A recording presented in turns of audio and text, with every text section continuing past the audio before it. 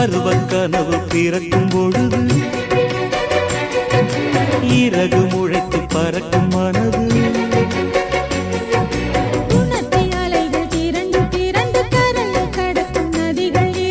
இமைதானே கண்ணை சேர்ந்தது